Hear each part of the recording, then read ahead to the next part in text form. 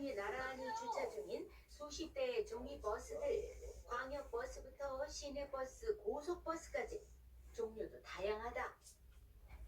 어릴 때부터 버스나 이런 교통 쪽에 관심이 많아가지고요.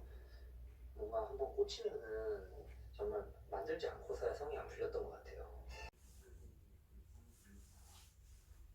안녕하세요. 노인다육입니다. 한참 만에 찾아뵙는 것 같아요. 제가 요즘에는 엄청 바빴답니다. 제가 돌봐주시던 대상자가 퇴원을 했어요. 전번주 월요일에. 근데 원래 입원하기 전에는요, 이렇게 음식, 식사 이런 것도 손수 이렇게 장만하시고 이렇게 하셨었거든요. 근데 이렇게 중환자실로 가셔서 시술을 했잖아요.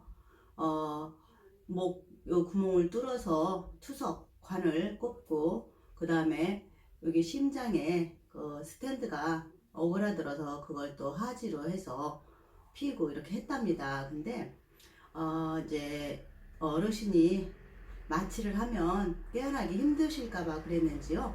마취를 안 하고 했답니다. 정말 살아남기가 너무 힘들었었대요. 근데 시술 과정에 심정지가 왔었답니다. 그래서 돌아가시는 줄 알았대요, 가족들은.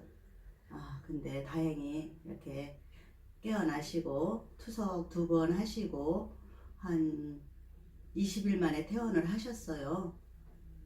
그래서 이제 요양원에 가시는 줄 알았거든요. 본인도 요양원에 갈 거라 생각을 했대요. 그런데 자식들은 병원에 한 달이고 더 있어라, 누가 이렇게 봐줄 사람이 없지 않느냐 했는데, 본인 생각에는 정신은 멀쩡하시니까 다리가 굳어지면 또 걷지 못하면 영영 아무것도 하지 못하고 그럴 것 같다는, 일상생활이 어렵다는 생각이 들어서 퇴원을 하겠다 해가지고 집으로 퇴원을 하셨어요. 그래갖고 저한테 부탁을 한 거죠. 그래서 월요일날 가봤더니 꼼짝도 못 하시고 기저귀를 차고 계셔야 했었답니다.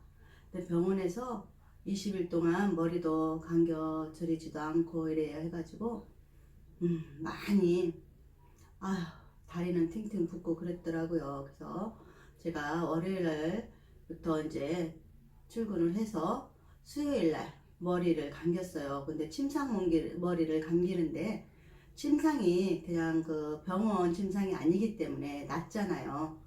그래도 저희 아버지 하던 식으로 이제 낫더라도 놔준 대로 했어요.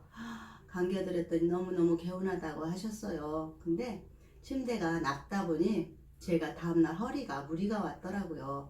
그렇지만 저는 급하게 하지는 않는답니다. 살살 했기 때문에 그냥 자세가 조금 안 좋아서 인대가 좀 늘어난 듯 하더라고요. 근데 한 3일이 되니까 부드러워지네요. 근데 그 어르신들이 이렇게 4등급을 받아서 조금 수월하시다가 저렇게 병원에 갔다 오시니까요, 2등급 정도는 되게끔 그렇게 아무것도 못 하시더라고요. 그래서 이제 이동변기도 들여놓고 워커도 들여놓고 봉도 달고 이렇게 했답니다. 근데 어르신이 너무 길게 본인이 일상생활을 못하게 되면 걱정일까봐 이동변기에 3일 만에 간신히 앉으시더라고요. 근데 제가 부축이어서 앉았는데 그 다음날엔 어떡할까 싶더라고요. 근데 기저귀를 본인이 혼자 넣었다 뺐다 해야 되니까 맨날 그 침대가 벌창인 거예요. 그래서 정말 어떻게 해야 될지 고민이더라고요. 근데 어르신이 노력을 하니까 머리도 쓰시고 이렇게 하니까 그 한 3일 후부터는 침대가 젖지 않더라고요. 그리고 제가 오후에 가서 한 번씩 갈아드리고 이렇게 했었답니다. 제가 일부러 간 건 아니고요. 일이 있어서 갔다가 이렇게 해드리고 했어요. 식사는 어떻게 하냐고요?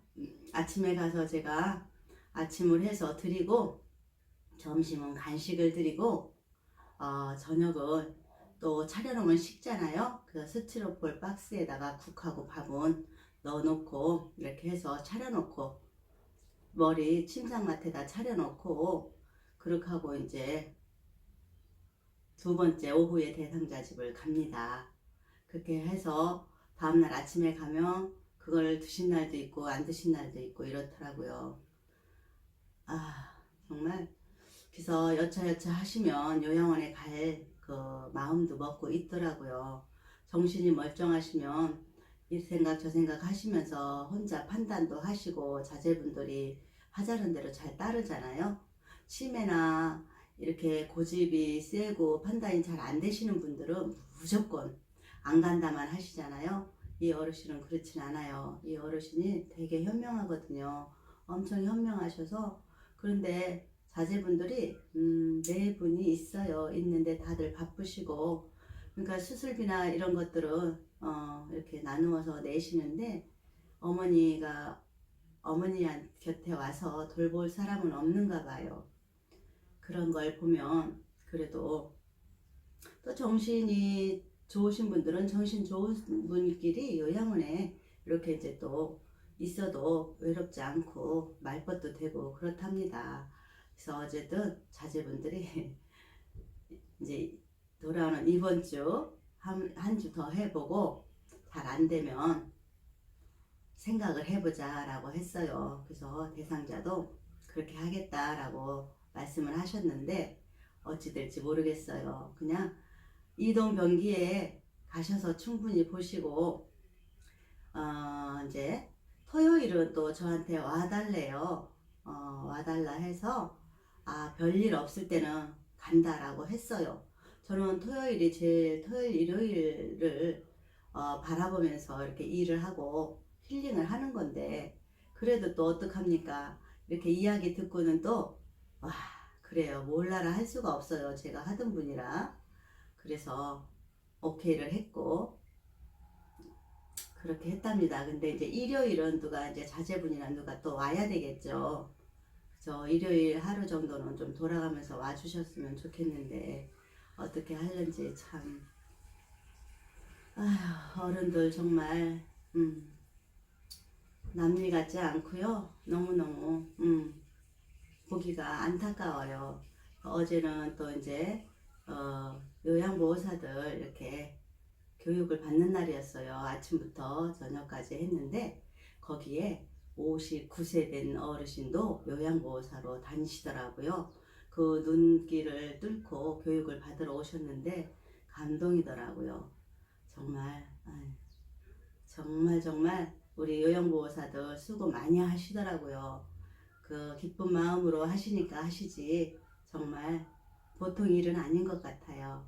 네, 오늘은 또 제가 저 절친 뇌졸중으로 쓰러진 친구 면회를 갑니다. 그래서 이만 여기서 매듭 짓고 갔다 와서 또 상황 알려드릴게요. 네, 감사합니다. 오늘은 밖에는 차갑지만 베란다는 햇빛이 쨍합니다. 우리 모두 마음만은 쨍하는 하루가 되시길 바랍니다. 감사합니다. 구독, 좋아요 부탁드려요.